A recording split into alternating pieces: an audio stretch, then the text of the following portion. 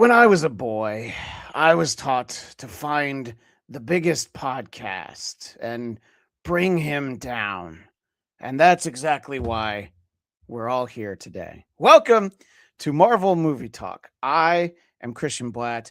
As always, here to talk about Daredevil Born Again. We got the season finale last night, episode 8 of Daredevil Born Again season 2. For our visual audience, you can see you're being warned that spoilers will be talked about. And I'm going to get to our first spoiler right away. Look who's with us, the one, the only, El Sassy Pants herself, Katie Hampton. How are you? I'm doing well. How are you? I'm doing great. It is wonderful to see you. I'm so glad to have you back with us as we look back on season 2. And also with us is the one and only Mr. David Brody, America's favorite currently living Brooklyn boy. I'll take it. Yeah, we'll take that. We have to take that. Yes. You are not the devil of Brooklyn. You're also not the most popular boy from Hell's Kitchen.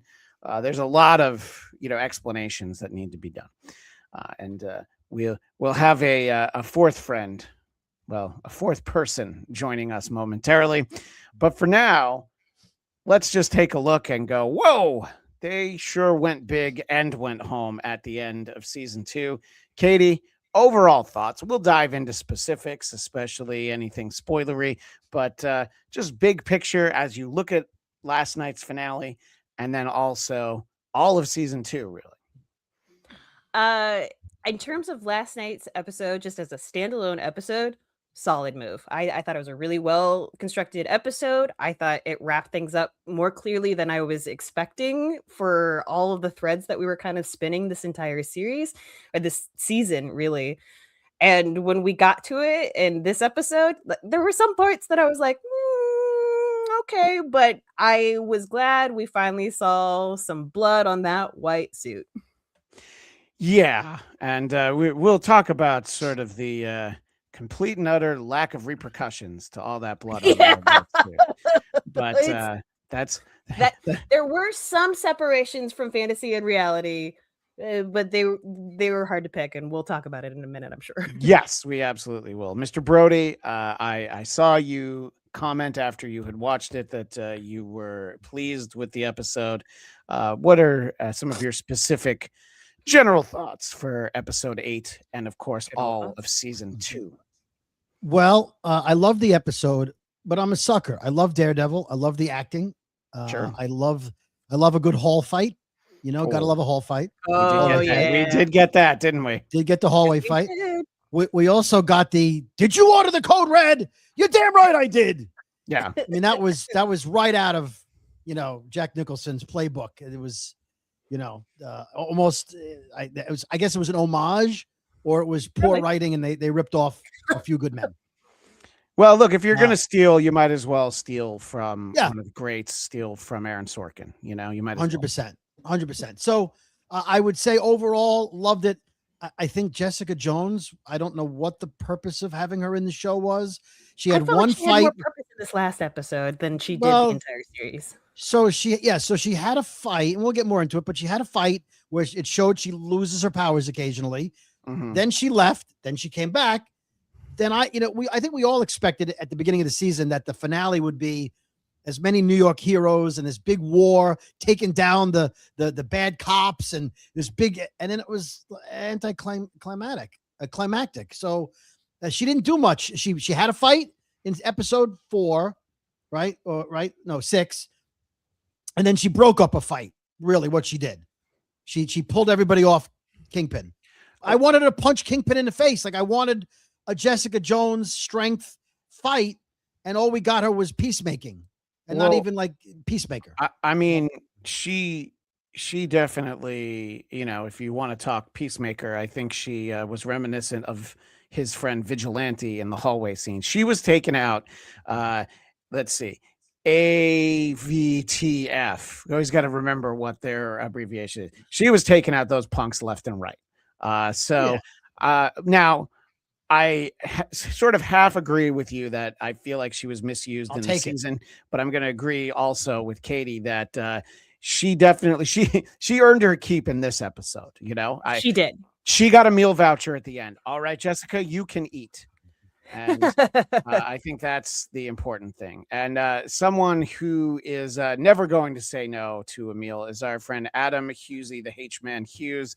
Hello, sir. How are you today? Did somebody say meal? Somebody did. And it is great to see you on a stream in a little rectangle. I think this might be the first stream I've been on with Hughezy in a month. Don't be too jealous, guys. I had the opportunity to meet Hughezy in Las Vegas last month, and I even have a picture of us from the meeting. And I was actually so surprised, Hughezy. I think a lot of people said this. We were surprised at how tall you were, and I think we can see this right here. Yeah, and that's why I kindly crouched down. As you can see, the height difference isn't so noticeable.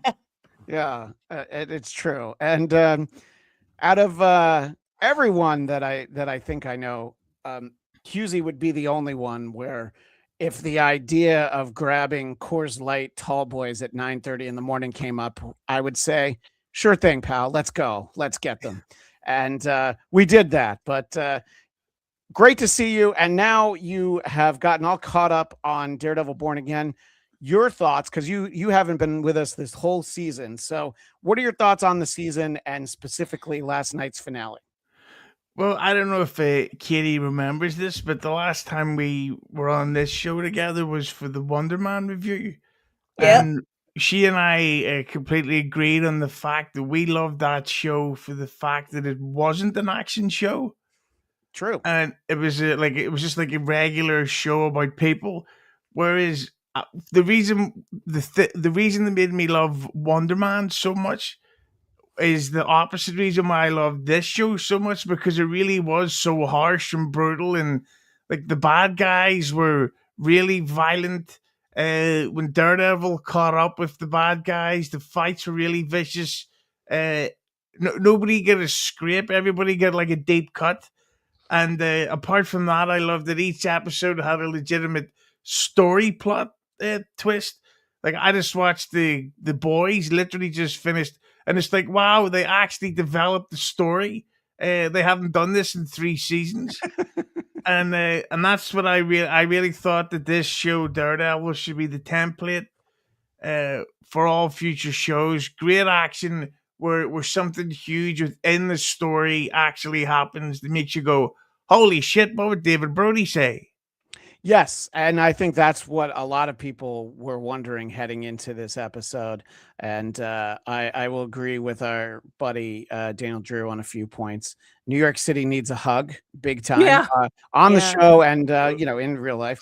And Hughes, are you showing off your merch? Is that what's happening? Yeah. Hug's actually part of my name. Oh, that's true. It is indeed. It is the beginning part. And Daniel would like 13 episodes per season. Well, we were supposed to get. Go ahead. Sorry. Go ahead, Kate. I was just going to say, I agree with you on that. But at the same time, I'm glad we only kept it to 8 episodes because the story itself, like Hughezy was saying, like I really liked the arc of it, like where it finally went, because it was getting a little tired of keeping going back with this, like, with Fisk continuously being in the same spot of like, you can't get me, I love New York, it's like at a certain point we had to address that, we had to face off on that.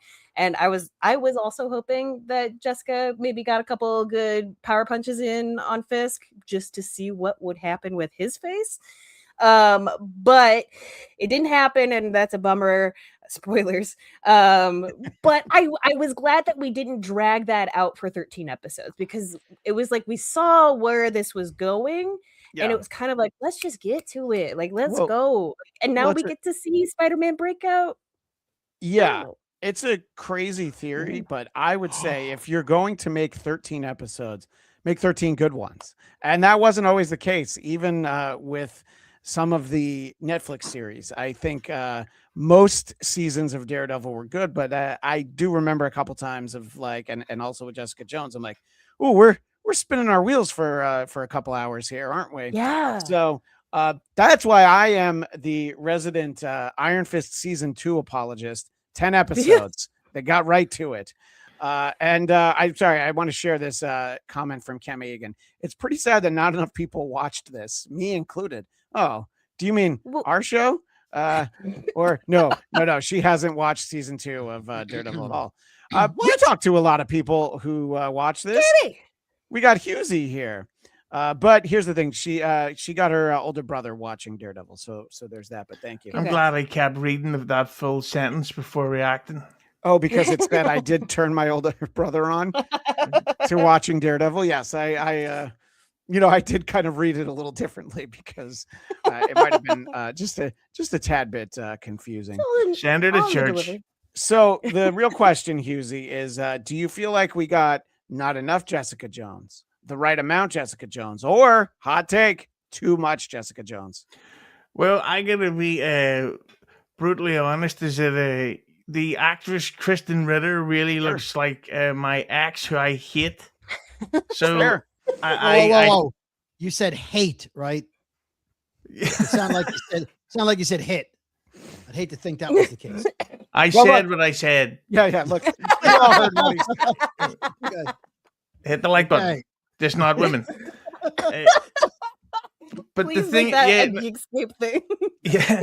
So I really don't like that actor in anything apart from the episode of Breaking Bad season 2, which I watch every single day.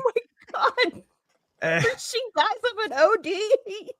Hey, spoiler alert! Some of us are still waiting to watch Breaking Bad after the same. Haven't watched it. You and Kim Megan should hang out and talk about shows you haven't seen. But yeah, but it was one of those things where, like, there's this really good film, I'm sure you've heard of it, called Expendables 4. Of course. Yeah. Like, one of the so greatest good films of the 21st century. I agree.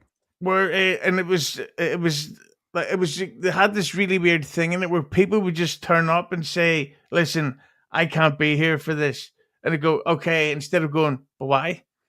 And I thought that you could tell that Kristen Ritter was contracted for a certain amount of dates. Where, like, she said to Daredevil, "There's where the bad guys are, but I have to go. I've got a kid," and instead of him going, "The fucking bad guys are right there. You're the strong one. Can you punch 4 of them before you get back on the thruway up to Albany? Any chance?" So you have to go right now. It couldn't have been 2 minutes ago or in half an hour. You has to leave immediately. That was a very much of a Luke Skywalker in The Last Jedi scene, where he uses his abilities to make the army really angry and then unalives. Stupid. The Geekscape Peace Accords of 2018 have mandated that I'm not allowed to talk about The Last Jedi on streams that are not specifically about Star Wars, because we will never talk about the matter at hand. So I'm just going to turn the page on that. I know you might not have received the bylines when you joined the show, but turn the Karen page. Hit the like button, right? Can we hit the like button on that? Yes, we will. Hit the like button, not women. I want to make that a shirt, Hughezy. I really do want to make that a shirt. That actually should be a shirt. A shirt that you're going to iron for us men. No, I'll just put it in your sandwich. Well, now that's true. There's been a lot of sandwich talk lately. Yeah. All right.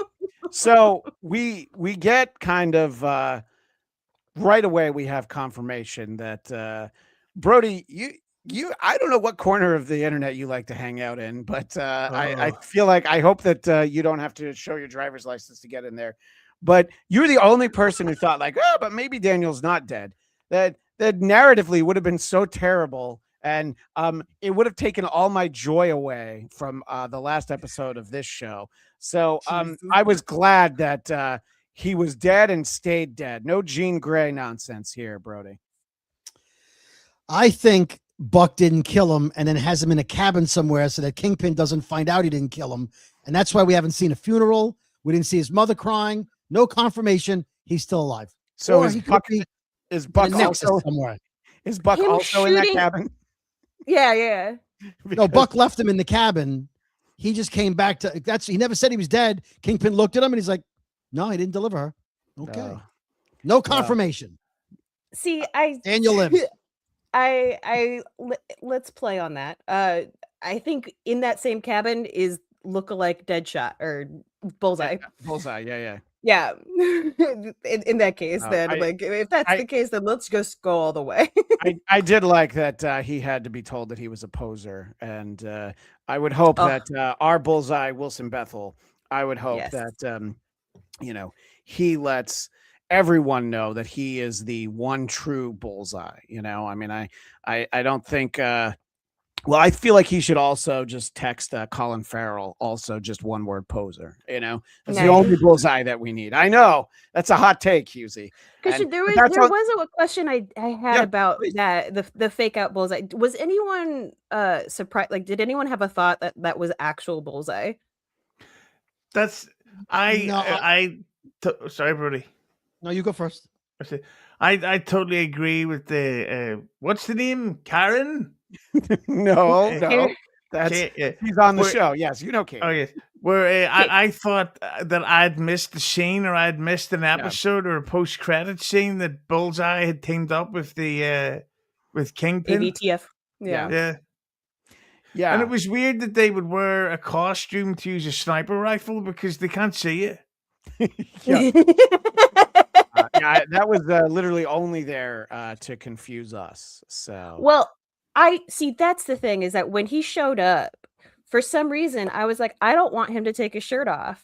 But then when real Bullseye showed up, I was like, no, that dude can take his shirt off. So I was like, I didn't believe it when we saw the phony Bullseye. I keep calling him Deadshot, and it's really bugging me. Bullseye was first. If I'd have known there was going to be sexism on this episode, I wouldn't have turned up. No, you would have made sure you were on time. I think that's just hit that like button, not women. That's all. Yes.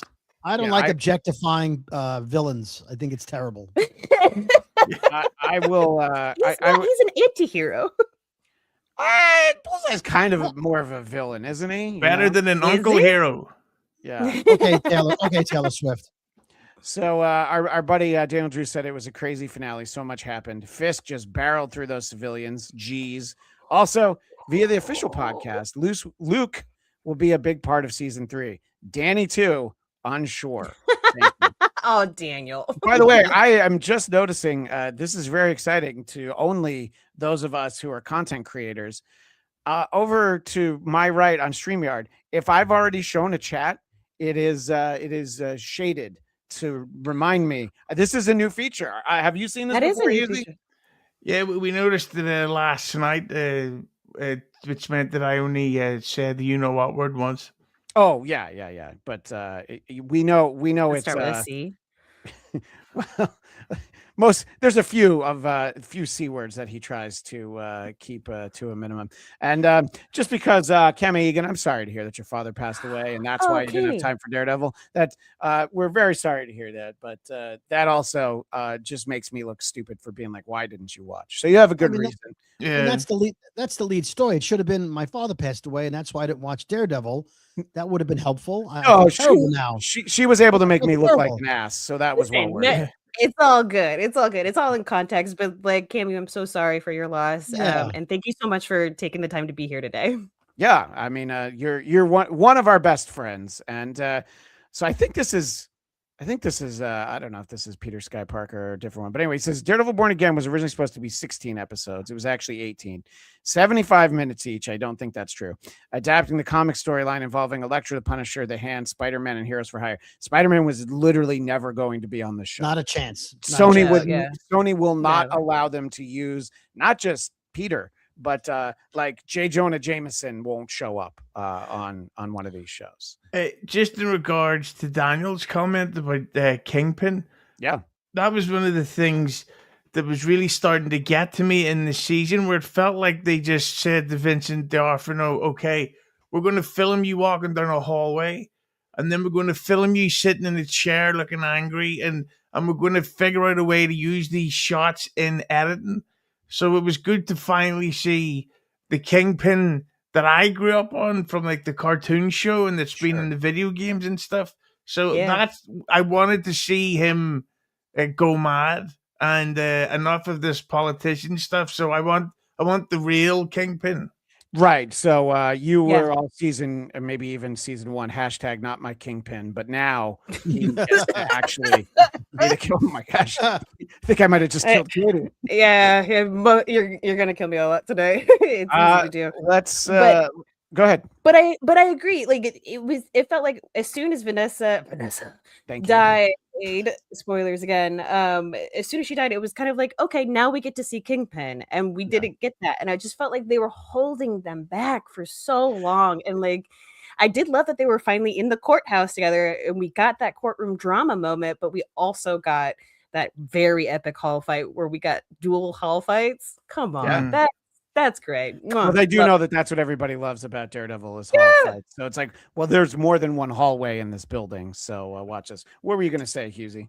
I was wondering for everybody, did you all get the vibe or the feeling that a lot of people were being held back in the show? Because to me, it was like there's too many characters for this short of a show. We're like the therapist, her storyline, and when you look at the whole season, it's maybe six to 10 minutes long of content, and it just seemed like she would turn up to completely have this completely rushed character development in Yeah. seconds. Then you don't see her for another week. Then she's become violent. Then you don't see her for a week. Now she's wearing a mask, and I just thought that the whole thing. Not that I wanted it to be longer or 13 episodes, but it did feel like too many characters for an 8-episode season. It go felt like a ahead. broken up. It felt like a broken up B storyline. Like it should have been a B storyline, but it became like a C storyline where it was just like, let's just sprinkle a little bit of crazy therapist who is becoming Muse this entire time until she finally puts on the mask in the very last episode. Which I was like, yeah, we've seen that coming for a while. The part that really made me go, yes, girl, was when she throat punches the freaking lawyer. That was, I was like, The prosecuting attorney. Yes. But Brody, as a distinguished gentleman, you could understand he really didn't want to give her his suit jacket because Well, it was because it was Ashkamani or whatever he said it I was. forget what kind he said it was. Yeah, that's I've never heard Ishkabibble, never heard oh of it. no. Yeah, no. I mean, let's just say that material is not for sale in New Jersey. I'm sorry, but I have to say it. Nothing but polyester suits here in Jersey. Everyone knows that. Literally everyone knows that. Yeah. So let's talk about sort of the big thing we were setting up last week was this trial, this show trial, and Matt does need to show up a little bit late because, as he said, I got shot in the leg. But go ahead, complain some more. Hey, did you notice I'm blind? All right, I'm here. All right, and I think one of my favorite moments from really just the show in general is when Fisk is whispering to Matt because he knows he can hear him, and that's like, I could really make your life very difficult, and he's like, well, I do the same thing. What are you saying? No, nothing. I guess I said the same about you. And then the one of 3 judges, the female, the one fantasy thing about this episode, or one of the fantasy things about this episode, was that A judge threesome? a judge threesome and a judge threesome led by a woman. Like that's like the most fantastical thing I've ever seen in my life. She would be dictating what the other two do. Oh, also dictating. Wow. Dictating is hit the like button, but not women. Speaking of sandwiches, yeah. My God. Oh Yeah. God. Yeah. Go ahead, Katie. But I did love that like transition because it's like, yeah, he can't hear you, but I mean, that whole courtroom scene, like finally getting back to that Law and Order sort of like, let's get the big speech. Let's get the big moment where someone gets revealed. There had to be a death of something, and the death of a character for him being somehow not suspected as Daredevil this entire time as he comes in limping with a bullet wound. I was like, okay, finally we break that cord of tension, and he pulls an I am Iron Man, and I was like, fine. And I'm glad that he got to say it, and it wasn't just Fisk calling him out. Right. And I do think that there was some fun legal trickery where he's like, so you concede that Daredevil was on that ship? Yes, of course. Great. So I'm Daredevil, and let me tell you what I saw. Oh, Yeah. you got hosed, bro. He also got him to admit that Matt Murdock's a hero for saving his life. And if Matt Murdock is Daredevil, therefore Daredevil's a hero. Therefore, if A then B then C, Modus Tollens. So there you go. So yeah. Right. This is one of Brody's friends, Ladastro. Ladastro. I was kind of hoping we would see or hear the Tracksuit Mafia. I mean, they could have fit in, but the extras budget was higher than any point in any of the previous episodes of this version of the series. Fantasy moment number 2. Oh, good. Everybody who's like part of the resistance has like a Daredevil hat and like is coming to show up behind them, even though people are getting thrown off and are storming a place of governmental business. That's all red. I don't know. The coordination of that, I was like, that's so fantastical in a weird, different way. Hughezy, what do you think about sort of the kind of the nice trick that we had seen Kingpin and Daredevil before, but then this was actually a showdown between Matt Murdock and Wilson Fisk? That's really at the center of this episode. Well, I was really hoping they didn't pull the usual Marvel trick where the villain turns out to not be a villain in this in the second to last scene, otherwise known as penultimate.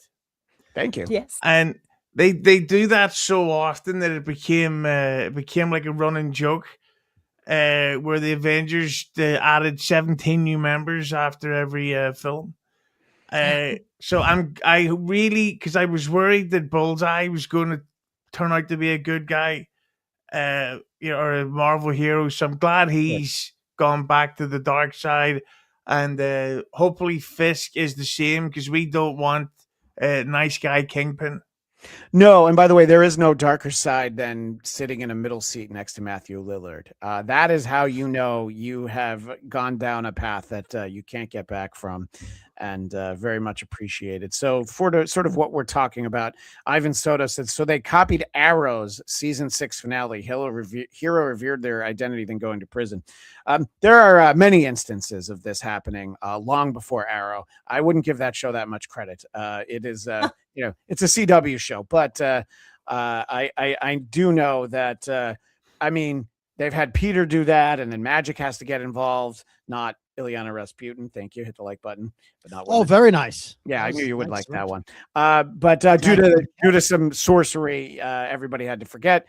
So yeah, people have had their identities revealed, but it was mentioned here that none bigger than Tony Stark being like, well, yeah, I mean, I am Iron Man. In fact, there's a song written about the fact that I am Iron Man. I'll sing it for you right now.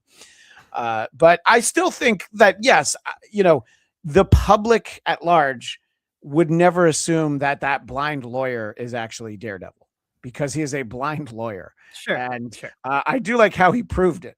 He just tossed the Billy Club on the wall. I was like, that might be out of order, huh? I mean, is that destroying court? Yeah, I think that is. I think a lot of this is become.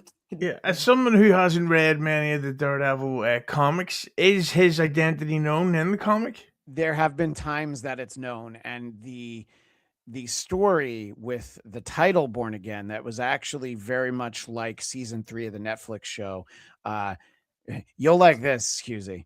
Karen Page is so strung out on heroin after a career making adult films that for not even for money, for a hit, she gives a piece of paper with the name Matt Murdock on it. So Kingpin finds that out and destroys Matt Murdock's life. So these things get revealed and then, unrevealed when a new writer comes along and maybe doesn't find something convenient. So the answer is it's like if you ask, is Aunt May alive? Sometimes she is. Once in a while, even Uncle Ben's alive, which is crazy. But Gwen came back once or twice and then she didn't. Yeah, I mean, and Gwen Stacy. And now like a younger version of her is like the ultimate cosplay. And Katie, how many Spider-Gwens are we going to see at San Diego Comic-Con this summer? I'd say at minimum 30. Yeah. You know what? Here'll be a fun game. We're going to count how many Spider-Gwens and how many Slave Leias we see, from Jabba's Palace. Oh, the best. See, Yeah. it's the men dressed as Slave Leia that, like, I'm like, oh, good for you guys. I got no Like, problem with that. I Yeah. thought It's that's what you were talking awesome. about. Yeah, that is what we're talking about. Yeah. Anybody wants to start a Kickstarter so that we can get a Slave Leia outfit for Matt For Christian Kelly? Bladt. No, for Matt Kelly. For Christian I think- Blatt. I mean, I think you wanna that's get what you said. You wanna said get Christian Blatt. you want to get 2 of them, sure. You know, But on this show, Oh, I I've think already it's got called. one. I think we say Kickstarter. I barely know her. Hit the like button. but not women. Yeah. But Yeah, not- Kickstarter, but don't kick women. Yeah, Ladastra with a lesson that we could all take home is that smack is whack. And Yeah. it's a dark road for Karen. We talked about It this is. last year when Eric Connor and I did the Born Again issues written by Frank Miller. That I read that when I was 10 years old. Whew, so far over my head. But what were you going to say, Katie? But it doesn't, like, in one of the comics runs, she dies by one person's hand that was mentioned once in this series in season 2. Very briefly, right? Doesn't she die at the hand of a vigilante or something? Well, here's how I find that out. Daniel, what you talking about? You let us know. And Daniel Drew, not Daniel from the show, because he's dead. He's not hanging around in the Pine Barrens with the Russian who ran off. I know. This guy. I know why you're thinking that, because you're thinking that the Russians survived the Pine Barrens episode of Yes. Sopranos as well. No one ever saw them again. They're alive. No, that's true. Well, maybe he was helping Tony back his car in, or no, Meadow back the car in. Anyway, so I thought that the courtroom drama was nice because Heather's really unhinged, and I kind of would have liked it to not be so on the nose of seeing her put the mask on, but I knew that they were building up to it, and they're very proud of themselves, and Daniel even commented that we didn't really see Heather's reaction after he confirmed that he was Daredevil. We saw her sarcastic reaction. Go ahead. I think that's been the question a lot this season of, like, whether or not she knew. It felt like after season 1 she knew. Am I wrong in that, or is that just something I inferred? Well, I think her sanity has always been an issue, and that Oh yeah, her and Matt were living together. Yeah, that's true. And in season 1, it's like, whoa. Yeah, it's true. Maybe she's not that observant, but No, I don't think there's a chance in hell she had any idea, because she would have told Fisk that she had an inkling of it. Why would anyone think that your blind boyfriend is a superhero? It's not, because and he he's- keeps coming home beat up. yeah. Well, maybe he just thought he was part of a fight club, and he knows the first rule of Fight Club is that if you're blind, you There get is your ass no- kicked. That's right. Yeah. Hit the like button, but not Matt Murdock. So thank you for our friend Daniel Drew. I knew if I just waited him out, he would let us know. Karen died in Daredevil number 5, March of 1999, which probably means volume 3, number 5, as part of the Guardian Devil storyline written by Kevin Smith. Who? The James Come Silent on, Bob guy? He wrote no, I know he wrote it. I believe he also never finished his Daredevil run. There's still one more issue that he owes. She was killed by Bullseye via one of Daredevil's Billy clubs. So, okay. Did somebody say the name Billy? I don't quite know. I thought there was we were having a problem. It was in the car with Buck and Fisk, and like we're having a problem with, and it was a vigilante's name, or I can't remember what it was. It maybe sounded like a shark or something. I don't remember. Hold on. Did Karen Page get killed by Pink Fong's own Baby Shark? Did Baby Shark actually eat Karen Page in the comics? I think I can understand why Marvel sales might be dipping a little bit, but yeah. Hit the like button, but not Baby Shark. But yeah, I thought they had mentioned something at one point, and that it was a character that in one of the comic runs that she had been killed by. The one thing I was really bummed about with Karen in this ending episode, at least, is that she only got one little jabby hit of an AVTF guy, and like that's all she really got in terms of like fighting or killing or anything. Because I don't know, after getting released from that trial on a dismissal, I feel like she could have put in some investment into some future crimes there. Yeah, I would have loved Karen and the therapist to cross paths again I, because she hit her in interrogation. I, Oh, I kind 100%. of expected that all the melee after the trial ended, that she would see the opportunity to give her a right hook. Something tells me that's a season 3 showdown, and I can't you know, wait. well, at some point in season 3, we'll get a recap from that episode, the interrogation episode where she slaps Karen. So that's how we'll know, like, ooh, this is the Yeah. week. This, Previously on Daredevil. yeah, and Yeah, and it shows Karen Page punching the bag like she's training, as Yeah. she probably will in season 3 as well. And then it'll show the interview scene, and then open up on an arena fight, and they're both fully clothed. So this is really fantasy now, and then they just why are fucking you kill each ruining other. it? Why are you putting them in I mean, at least tank tops. I mean, so, I mean, can we Reverse sexism, dude? It's the best. The one thing I have to say about that is it, and it was one of the things I remember talking about this with Brody about the Captain America 4, was it I understand why Karen would do this, but I prefer my superheroes to be super. Like I don't just want her to be a former lawyer who can throw a good punch. Like I wouldn't mind seeing the therapist have to fight if she's Muse, but I would like her to have to fight Jessica Jones or maybe the White Tiger. Oh, she had such a great couple of moments in those fight scenes. Yeah, I thought that. I mean, I White think we Tiger. all knew that was coming ever since White Tiger Jr. Had the she had the amulet, and I think that I actually appreciate it. Was we didn't get the moment where she put it on and started glowing, and then we're like, oh boy, next time I think it's we get it. Just show her in action. But I'm glad that they kept her away from Fisk because he was Cole. He was tossing men, he was tossing women. I mean, he would have tossed a little kid. I would have liked to have seen her get some revenge with Cole, since Cole killed her father. And Sure. since Matt knew that he killed her father somehow. I don't remember how that was revealed, that Matt knew that Cole killed her father. Did he see it on the BB report? I'm actually not sure. It's hard to know where the information. Well, I know there was a bullet casing found at the scene. I think didn't Matt pick up the bullet casing? Maybe that's how they did ballistics on the bullet. Maybe that's how they figured it out. That being said, she didn't have the White Tiger mask on. No, that's right? Okay. Yeah. Well, I would like to have seen a little more costume accuracy, but that was fine. She played her role as much as Jessica did in the hallway fight. I'm fine with that. I wonder though, did Karen Page beat up that police officer, the AVTF guy? Yeah. Yep. Just so we could be reminded of her fighting prowess. Yes. For next season. Yes. I think that they made sure to put that in there. And then also Deborah Armwall was probably like, can I kick somebody's ass in the finale? I was like, yeah, all right, I guess. So Daniel Drew sometimes comes in with information. What's that? What about Karen?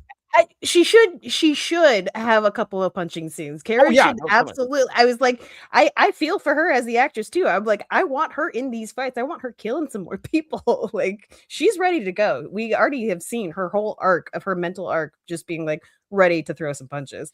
So let's go. Like, I was bummed we only got that one moment. Well, maybe she shows up in the Punisher short that we're about to see. I bet she will. By that. Yeah. I would be surprised if she did, only because it's like 55 minutes. I think if it was like a 2-hour movie, they might have time. I think they're going to hit the ground running and do a drive-by. Daniel Drew sometimes comes in with information that makes me glad that I haven't read that many comics in the 21st century. This is crazy. Prior to Karen's death, get this, she was tricked by Mysterio into believing she had HIV, which was false.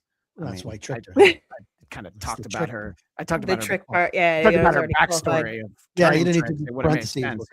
And had been through severe psychological distress. I don't want to be this guy, but that sounds really stupid. I never want to read that. Warn me about those issues.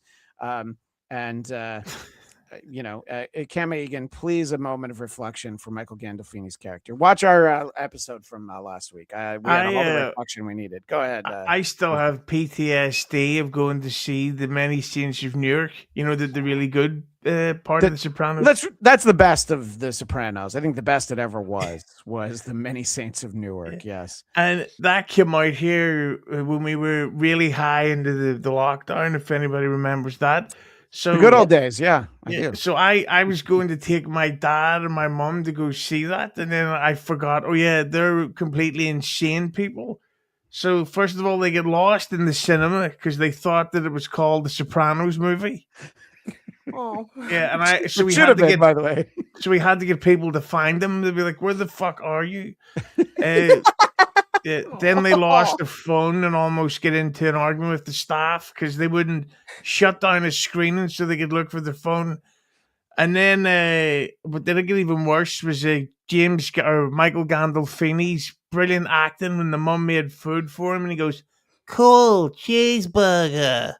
And I was like, how the fuck? This cannot be my day. To be fair, the deck was stacked against him when he was cast on this show. Yeah, go ahead. I do love the way your impression of Michael Gandolfini sounds like Paul McCartney. It actually sounds. They don't eat a cheeseburger. The cheeseburger from Liverpool. It just looked. By the way, Ladastro, is Lilyhammer the best part of The Sopranos? Thank you for that. That's it's a little bit of a deep pull. But we who doesn't love that? By the way, Lilyhammer. Everybody. No, a deep pull. Hit the like button, but don't pull it. Daniel also points out that Cole has a redemption coming in the comics. I don't want that. He got his redemption. He turned on Powell. He did it already. Stop hurting Marvel sales by talking about all the shitty ideas they have right now. No, I'm teasing you, Daniel. Go ahead and finish that thought, Katie. I'm sorry. Oh, no, I was just going to say he got hit by Jessica Jones, but, didn't seem to do much. And for a hot second, I was like, when did he get freaking powers? And then I was like, oh, right, because she's slipping. And I feel like a good portion of her being in this season was just to set up that, like, sometimes she loses her powers and she has a kid and Luke Cage is back. Like, I feel like that was kind of the only positioning. But this final episode, I was like, yeah, Daredevil could use the backup of Jessica Jones when facing off with Fisk, because he's never going to make it, especially with a busted leg. Fair. And I did love the moment where she just takes a deep swig of whomever's whiskey or whatever, scotch or whatever that was in that judge's chambers, I guess. And it was like, I got my powers back. And I was like, she should never be sober.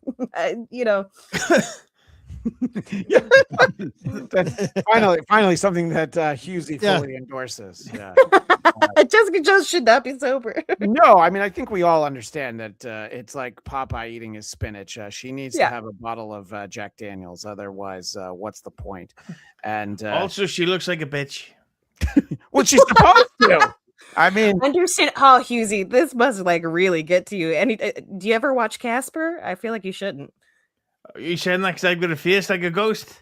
No, because she's in that movie, you idiot. Wait, is she friends with Christina Ricci? Yeah, by law, I can't watch Christina Ricci films anymore. Do you see what I did? Is that the same thing? Yes. So what I did was I was just like, oh, is she friends with Christina Ricci? That was my very passive-aggressive way to say, you're thinking of the wrong black-haired chick. By the way, we're talking about... I don't know if this show this terrible show is on in Britain. But wait, whoa, this one? That's this one. Hopefully not. By the way, pump the brakes on what you're saying.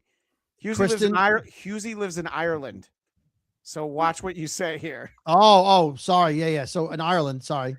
I assume not Northern Ireland, so I apologize. Ireland. Yep. Do you guys get Don't Trust the Bee in Apartment 23? Because Kristen Ritter actually played a character where she was the bitch. She was her whole role. Yeah. Yes. But in this house, we called it the Sea. Apartment 23. That's fair. That's fair. You were talking about Jessica Jones drinking, and I did forget earlier that I did want to share this with our visual audience, because I did mention Hughezy and I getting a beer at literally 9:30 in the morning, and there we are in beautiful Fremont Street by the Cowboy, and Hughezy, you remember that day, or should I try to describe it to you? If I can explain that stomach. What? So that was my first time in Las Vegas, and I was literally not sweating because of the heat. So I was retaining water, and on top of that, the night before, I drank loads at the bar. No So way. I was bloated AF, and I was full of like my neck and everything was swollen up. So it was a horrific time. Yeah, and yet my Hughezy, you're just saying that you became American in that Yes, moment. Like right, it makes yes. sense. Las Vegas makes people American. pumped up, and yet my excuse for the way I look in that photo is that that's how I look all the time. So Cheers. hit that like button, please. All right, so we've talked about the courtroom drama, and Fisk is convinced the whole time that he's got this in the bag because it's his rigged court. So when things just start to go go Matt's way, you're like, oh, well, I think I still can figure this out. Honestly, he loses and they're barricaded in the courtroom, and he still feels like, I'm pretty sure I got this. I am the kingpin of crime. Do you think that at this moment, in the series, obviously, Katie, that Wilson Fisk is like, well, I'm here on the beach, so obviously I won. No, I feel like in that moment he was looking at exactly the thing he never wanted to be doing. Like it's his personal hell, which I'm like, ew. I hate him for so many different reasons, and the fact that he's in front of a beautiful, serene beach right now and he's miserable, like, does make me laugh. But I'm also like, oh fuck you, dude. Like every part of you being like this rich bastard is just like, ugh, I hate everything you represent. But it is funny to me because apparently, as we have heard many times through all of the series and all of the seasons, Kingpin loves New York. Okay, but his way of showing it is a little bit not great. And then he's getting carted off with like extradition off to a nice island. I was like, okay, yeah, he's miserable, but in his own way. And I guess that's punishment enough for now. I haven't figured out what he loves about New York because he eats at home. Yep. Right. He doesn't go to fancy restaurants. He doesn't go to Broadway shows. He's not out walking the streets and getting the vibe of New York. He loves the city. And then he and Vanessa eat dinner at home or in his basement that where the cell was. Like he doesn't even like enjoy New York. Well, so what's he doing exactly? He sounds like Howard Stern, actually. The way that everything that you just described right now is present day 2026 Howard Stern. And listen, he loves New York for a simple reason, Brody. He neither roots for the Mets or the Jets. So he's able to really, truly love that city. What I was going to ask you, Katie, do you think he's likely to get back into the Hawaiian shirts that he had in Echo and Hawkeye because now he's on the beach and it's at least finally a little bit appropriate? I was assuming he would. I was actually kind of wondering if I should put on a Hawaiian shirt for today's show, and I totally forgot to do it before we popped on. I forgot to think of it, so we're even. Yeah, all good. But yeah, I mean, like, did you think that was like a different place than like a serene beach? Like, were you thinking that was like, I don't know, some kind of? Do you wait? Are you suggesting that he was on the holodeck? I was think that until you just said it. Yeah. I mean, he could be.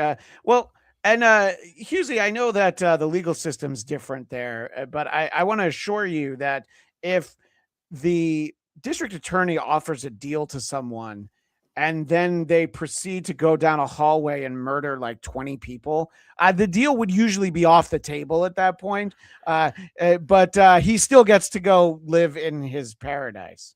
Yeah, that was. I thought they were going to cut to him like in a cell looking at a painting, and that he was like imagining this being on the beach. That would have been interesting. Yeah. That would have been cool. Yeah, I thought that was a very strange ending and lack of justice. Well, in terms of strange endings, maybe, Brody, they should have put Matt and Wilson in the same cell like the Seinfeld series finale.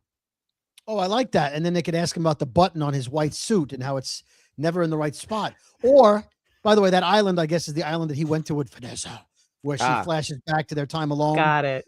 How- Got it. How great if next to him on the beach, sipping a Corona, Daniel. Thank you. I would rather it be Wesley from the Netflix series. Oh, the first, yeah. The pre-buck. What were you going to say? It's fine. They're all Skrull. Yeah. You asked about the plea deal, right? Taking the deal. How about the fact that all the cameras in the courtroom, but then after the mayhem, there's only one camera left to film Fisk talking to the city of New York. No cameras in front of the governor. And doesn't the attorney general work for the governor? Why would the governor give him a plea deal where he has no jail time when he tried to have her killed? Like, none of that. Another fun fantasy meant. It is interesting that instead of a security detail, I would assume state troopers or something. The governor of New York State has Jessica Jones, who we're on record her powers work sometimes. And also I know that Matt Murdock is blind, but between Fisk losing the case and getting the plea deal, he looked like he was looking at him. Yeah, he killed at least 16 people. Yeah, he really did. So should he not be maybe retrialed? I mean, you could make that case, but it doesn't make for as tidy of an ending. Matt going to jail, it's a matter of time. I've seen enough Idris Elba seasons of Luther and TV movies of Luther. That son of a bitch ends up in jail at the end of all of them. And they always need to get him out because it's like, well, you're the only one who can figure this out. So I think the only lawyer that could get him out of prison is Foggy, and that's not going to happen. So too soon, Brody. Too soon. Yeah, and I heard Katie mentioned earlier that Spider-Man will break him out. The problem with that is he's in jail legally. He turned himself in, and Spider-Man, I don't think will break somebody out who's in jail legally unless they need him. What do you think Punisher's doing? Yeah. Unless they need Daredevil to fight Dr. Doom and they break him out to help, I don't know. Maybe he gets like teleported to the battle battle planet or whatever. Battle World for Battle World. So he gets teleported out of his jail cell. I'd be fine with that. I'd actually rather that than Peter Parker be aiding and abetting a criminal, Right. I'm sure he's trying to keep Punisher from it, but yeah, I don't know. It's just a wild theory that I thought I'd throw in. Yeah. No. I like all of this because we've got a lot of wild theories to talk about, and we've mentioned it in passing. It was not shocking that we got to see Mike Coulter as Luke Cage at the end, but I am very glad that we did because he got talked about enough that I'm like, man, if they don't show him to us, that's going to be annoying. So that was at least nice that we got to see him. Brody, you did clock it at 90 seconds, so we could have used more. But what I think would have been worse is if you just heard like the key in the door and it opened, and then Jessica looked, and we don't actually pay. Mike Coulter. Right. And the little girl yells, "Daddy!" But then you don't see who it is. Just runs off. I did notice two things about him though. He had a yellow shirt on because he's got to wear yellow, right? Mm-hmm. And if you watch it again, he's much smaller. I have a feeling he didn't work out for that cameo, and he will be much bigger. But he was very normal suit guy when he walked in there. He did not look like Power Man. He also did not look like he was coming from like a good time for whatever he was doing. No, I mean we have to assume that he assassinated a bunch of people, but it's okay because they were bad people. But yes, and to Brody's point, he is actually not looking the way that we expect the great Power Man, aka Luke Cage, to look. He did not look at all like my Power Man with the with the nice hair. Yeah, not either of our Power Man, but Spidey's really in for it there. Yeah, go ahead, Hughezy.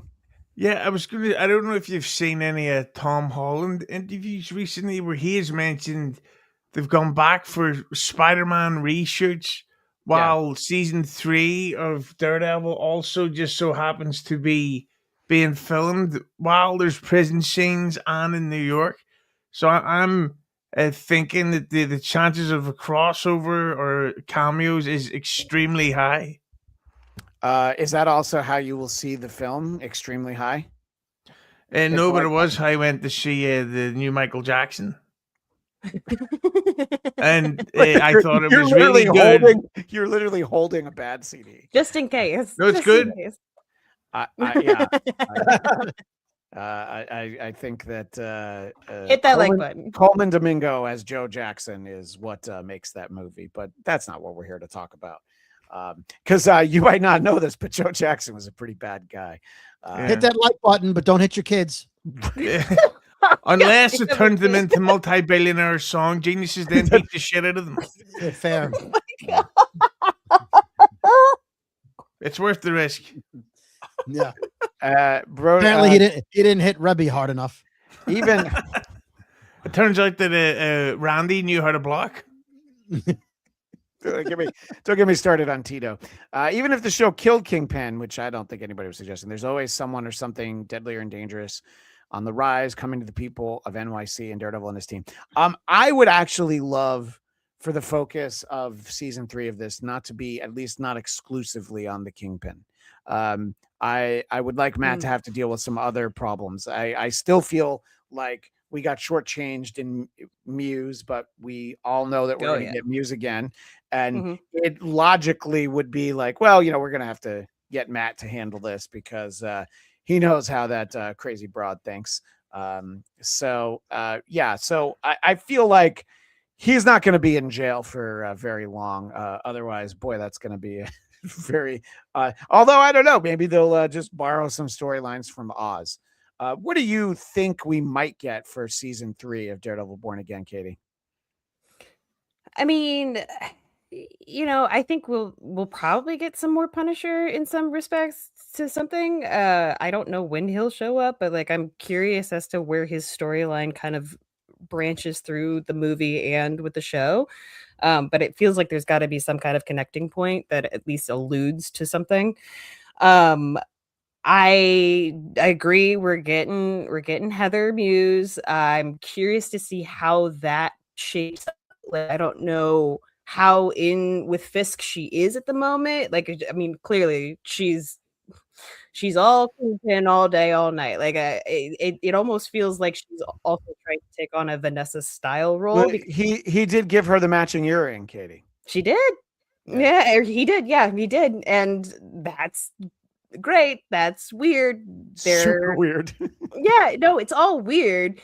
But it's like, okay, yeah, we get it. Like, she also feels like she's taking on people's personalities, which is like a weird superhero personality disorder, which I think would be a fun thing if it wasn't just her being Muse. If she was starting to try to, I don't know, clone different supervillains, I think that would be a really interesting situation. Single white vigilante. Yeah, single white vigilante. That's what I want to see. I can't wait to see that as an Eric Connor AI rendition. But I'm sure we'll get that he doesn't watch the episodes. He's not on.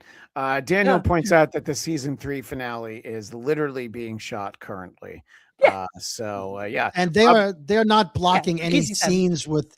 Everything is out in the open. And people I would say don't say specifics of what you've seen. I don't mind when you send it to me. Which sounds really weird now that I said it out loud. I'm not saying that Daniel's a liar, but according to my sources, they're having a break for lunch right now. You know what? Thank you, Hughezy, for giving us up to the minute. I don't know. Is this one of the shows that they've moved filming to the UK? I feel like they probably will do some time in New York City. Hopefully more than say NYPD Blue did back in the 90s. Actually, spend some real time in New York because London doesn't necessarily look like it. The Spider-Man reshoots are also happening in the UK. Yeah, yes, they are. Which is not where Hughezy lives, Brody. I'm aware of that. Listen, as someone from New York, you know this. It's over there. Yeah, it's one of those places. Yes. It's like when you ever see the map of a New Yorker's view of the world. Yeah, and it's like it gets down to about Washington D.C. and it's just like the South.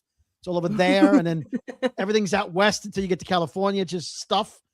And Europe is like those people. They all have the same accent. I know you don't, but to most people, it's like it's over there somewhere.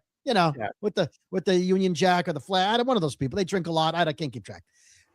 Only Murders in the Building is taking place in the UK this year as well, which comes out. Wasn't that originally a British show? So I'm almost wondering why they would do such a thing. But what do I know? I'm not.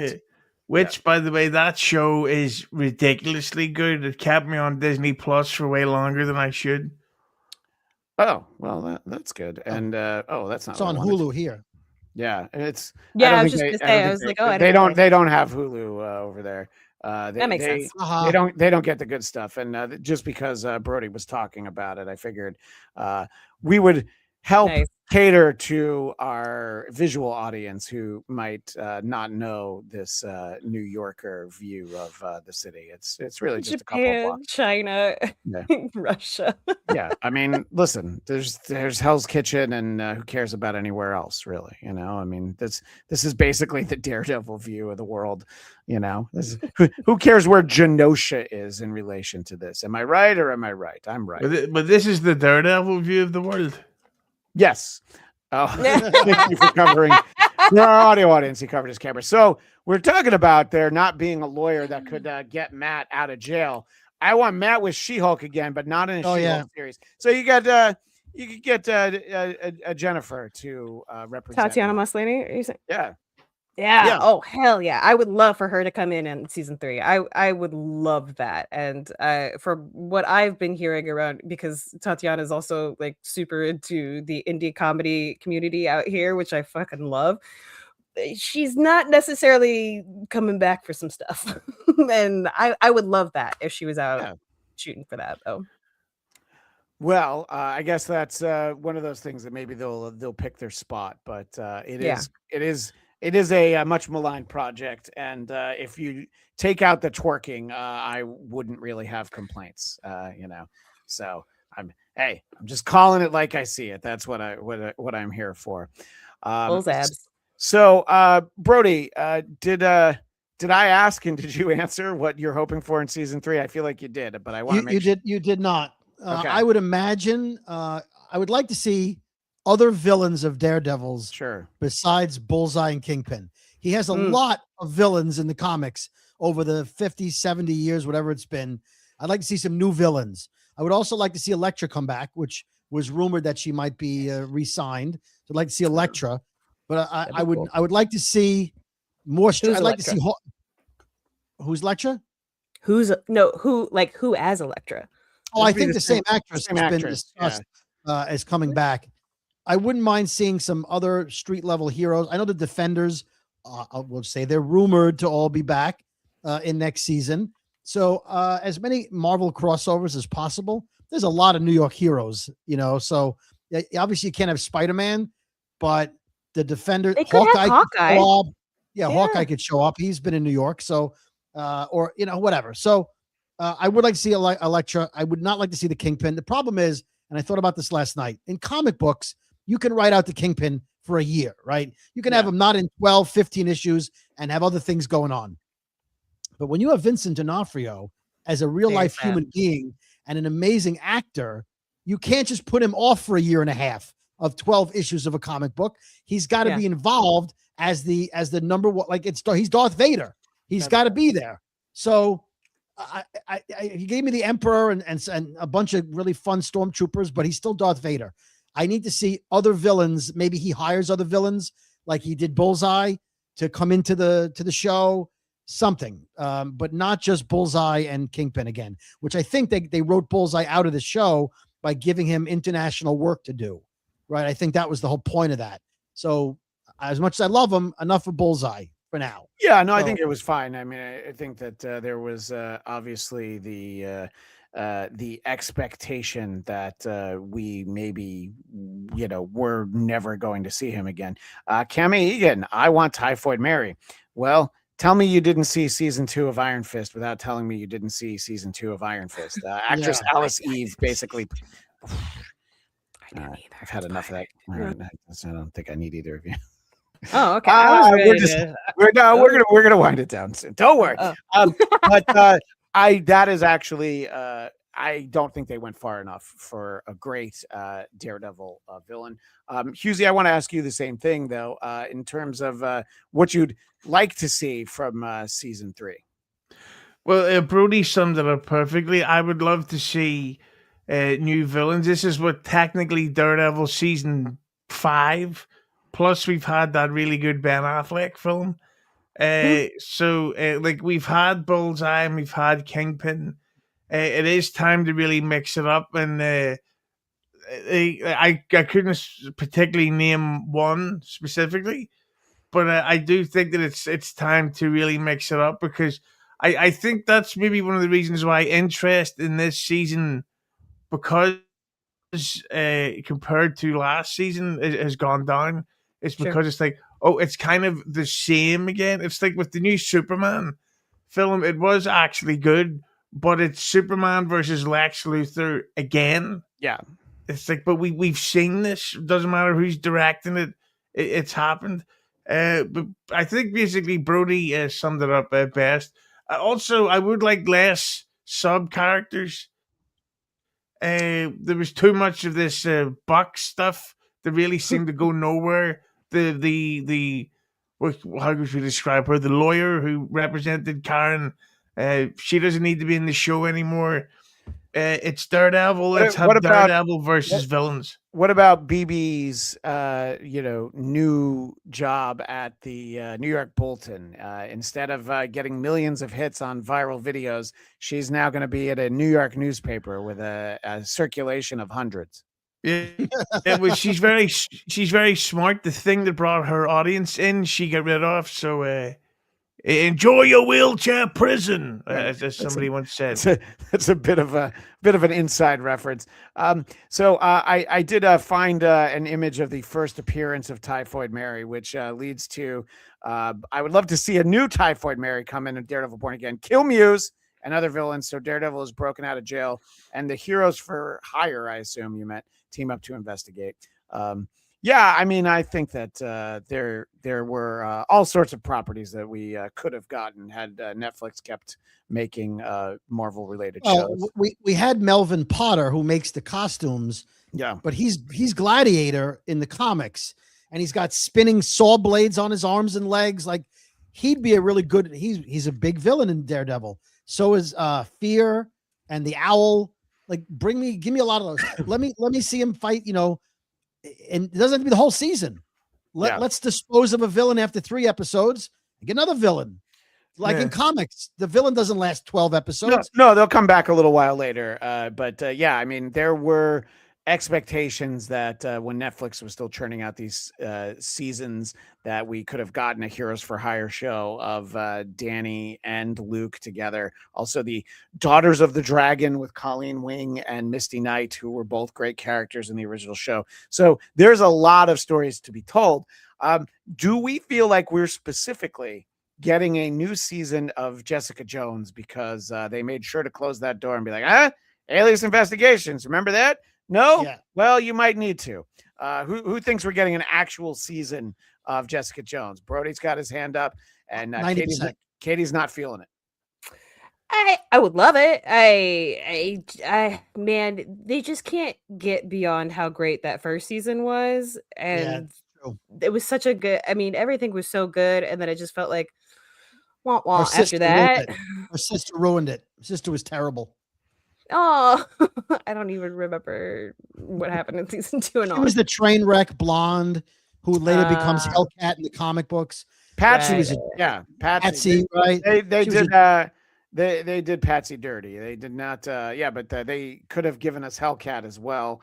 Yes. So, I don't know. I feel like we're going to see more of her one way or the other. We're going to see Luke, and we feel like we'll see all of that. But I don't think they'll do a full season because they're not investing in women. But hit that like button, not women, not women. Yeah, thank you.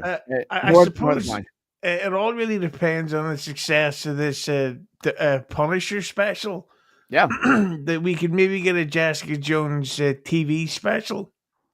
But I have to say that I just watched that new surprise episode of The Bear that John Bernthal wrote, and I have to say that if he is, because he's also written The Punisher, it makes you think, this may not be the success that we hope, because John Bernthal, as he's gotten older, has become more and more Dude Brody. Not David Brody. Yeah. But he's called very, very Dude Brody, where he's like doing that dumb thing where he's wearing a hoodie, but his sleeves are rolled up, but he's also got a hat on underneath his fucking hoodie, and it's like, what's going on here? And I think John Bernthal Marvel is just disguise. it's becoming a real cartoon character of an actor. Even in the Odyssey, for this up and coming director Christopher Nolan, he's playing John Bernthal in a toga. He's not acting as a different character. He's like, you know, he's basically just doing De Niro, and I think if this Punisher is a success, we will get a Jessica Jones and Luke Cage TV special. Thank you. I appreciate all of that, especially the impression. And, you mentioned the Odyssey and how it will feature Spider-Man, Batman, and the Punisher all in the same movie. So we've got that to look forward to. And Will Hunting will also be in the movie. So it's really Avengers Doomsday before Avengers Doomsday. But John Bernthal, I think they're letting him have a hand in writing the character, because the original iteration of Daredevil Born Again, before they shit canned the creative staff, he's like, no, this is terrible. I'm not going to be a part of this. So he was not, and I know he wasn't in season 1 a ton, but he wasn't in it at all because he passed on it. So I think that they want him to have some role in shaping the character, but the way that Marvel fires directors, I don't think he's going to take the character too far afield from where they want him to be, especially with him heading directly into Spider-Man Brand New Day. And go ahead, Hughezy. No, I was not, and I agree. Oh, okay. Well, that's even better. That's all the more reason to stop and point out, look how smart Hughezy is. He agrees with me. Speaking of brand new days, tomorrow will be a brand new day, and we will have our second wrap up of Daredevil Born Again Season 2 with some other familiar faces, including Eric Connor, Christina the Wisecracking Blonde, and of course the Grand Poobah of Geekscape, Jonathan London, will all be around Thursday night at 9 p.m. Pacific, which is midnight, and for Hughezy it's like, I don't know, 4 months from now. I don't quite know how it all works, but so you'll get to see that, and we will also have an episode recapping the the Punisher TV presentation. So if you've got more thoughts on the Daredevil finale, join us then, or go ahead and leave comments down below. And more than anything, if we've got Hughezy here, we do need to remind you to hit the like button. And Hughezy, if you would like people to hit your like button, yeah, I said it, where would they find more of you? Yes, come to Hughes Entertainment on YouTube. We've been doing some very chaotic live streams recently. Just started a thing, a members only drinking stream, where we send the link out to everybody who has a membership, so anybody can come on as long as I see booze a hole in your hand. And we don't talk about Dabbleverse stuff at all. We debate important issues such as if Prince fought Michael Jackson, who would win, and you would think that's a silly conversation. That one segment went 80 minutes long, and people took it very, very seriously. True, if Michael Jackson did one of those kicks and caught you in the bag, you're done. I have heard that. That some of Prince's wardrobe was purchased at Gap Kids. It's a very long and involved Kevin Smith story, apparently famous Daredevil writer. But Michael Jackson thought it said Gape Kids. Well, that's what I get for saying what I said. Then Hughezy says what he said. And hit the like button for the Bad CD, which Michael Jackson bad. Yeah, I think that's what a lot of people used to think. But, absence makes the heart grow fonder. David Brody. Absence of storylines too. Yeah. David Brody, if people want to hit your like button, where would they go to do that? Find me on social media at David Brody or at David Brody 12 on TikTok. And of course on the Brooklyn Boys podcast, wherever you get your podcasts. Do you usually promote TikTok on this show? No, I just figured what the hell. I don't even use it, but it's there. Well, you just got dozens of people to sign up. It's like, all right, I don't do anything with it. Yeah. So, well, we appreciate that. And Katie, I know that like me, you're all over Geekscape News and some other places. Where can people find more of you? You can find me at Napping Through Happy Hour, Christian Cringe, Marvel Movie Talks, and the Tutorial Guild, which will be coming back on May 31st. If you are a Dungeon Crawler Carl fan, highly recommend it. We have some good people on, and we talk about Dungeon Crawler Carl and all of the news and things that you can use. Stop by the Tutorial Guild. Wow. Yeah, we've got a lot of stuff going on, but go ahead. I had nothing compared to that. That was like, I need a transcript. Yeah. Holy crap, you're everywhere. And Hughezy, don't be confused. It's just because the word dungeon crawler's in there. That's not the same Carl that we know. This is actually a different Carl. And just to brag, I just before we come on, I ordered my tickets to see it in the 40X cinema this Friday night. That's right, Mortal Kombat 2. Oh no! Yes, you know it's going to be great, because if there's one thing that it's a 5-year-long wait for a follow-up to a classic. Yeah, I mean, and I do believe that everyone referred to that film as a classic. You're talking about an earlier era of movie attending where I had to see that in the drive-in because actual cinemas, actual movie theaters were in fact closed. So I sat in my car and watched Mortal Kombat 1, and I'll sit in my car and not watch Mortal Kombat 2, but you tell me all about it. I'm so glad you're seeing it in 4DX. In any case, apart from getting more of us on the Marvel Movie Talk feed audio on YouTube, you can find me on social media at Christian DMZ and my personal podcast, The Blattcast, BLADTCAST. We've got more Daredevil Born Again talk coming. We've got Punisher talk coming. We've got Spider-Man Noir coming. And there's rumblings that early summer, we might actually get to see more X-Men 97. So make sure you hit the like button, not women, not children, not blind people, but you hit the like button, subscribe, and we will see you soon. As the great Stan Lee would say, Excelsior!